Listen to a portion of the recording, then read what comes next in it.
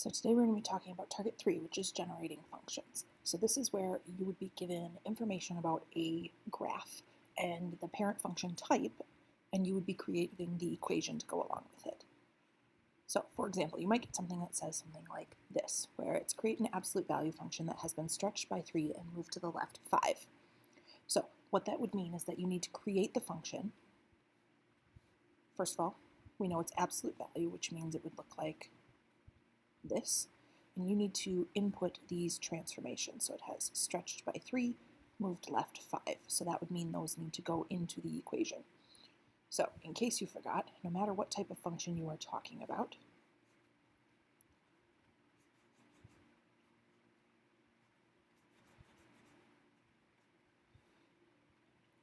I suppose we should put B in there also, H and K show up in specific spaces.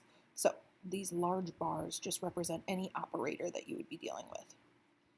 So if we're talking about absolute value, they would go in those two places. If we were talking about quadratics, they would go in those places. The square root function would go in those places. Whatever you have would go right there. So A is always on the outside of the operator, as well as K. B is attached to X and is inside the operator, whatever it is. And H is being added or subtracted from X. So since this is being stretched by 3, that means a vertical stretch, because generally we only talk about vertical stretches and shrinks.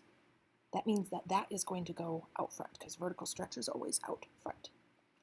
Left and right goes inside the operator, meaning it would need to go inside here. So that would make a graph of y equals 3, absolute value, x plus 5. You might be wondering why plus 5 as opposed to minus 5, since it says left, and on a graph, moving to the left would be into the negatives. Keep in mind that right here in our general function, it says minus h, which means that our h value always shows up as kind of the opposite of what you would imagine. So because it says left 5 and we imagine going into the negatives, that means that it's going to show up as a positive number. So this would be the generated function.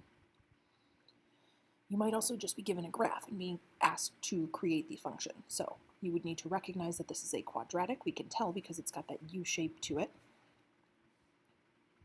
I see the vertex is right here,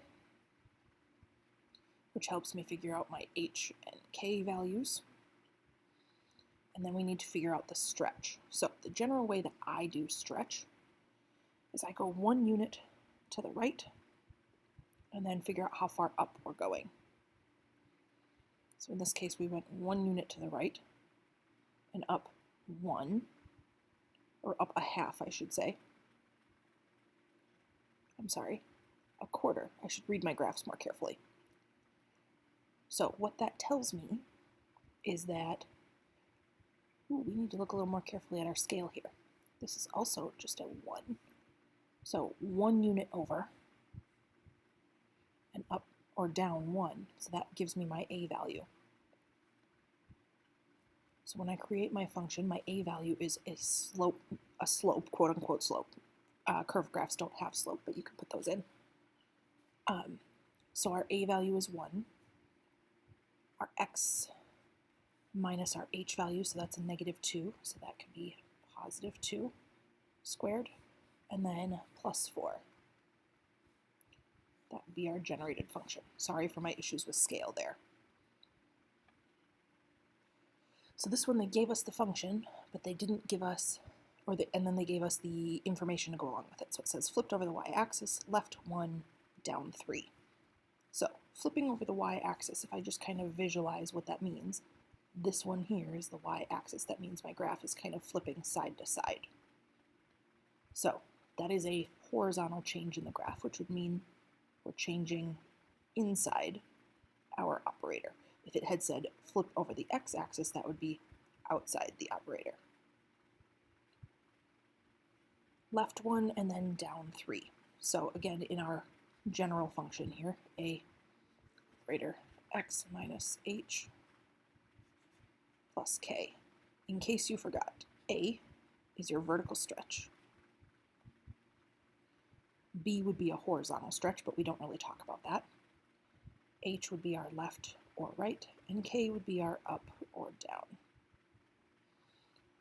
So that's where I would need to put each of my pieces. So in this case, flipping over the y-axis would mean I need to put a negative inside. Left 1 would mean I need to move the graph to the left 1, and then down 3.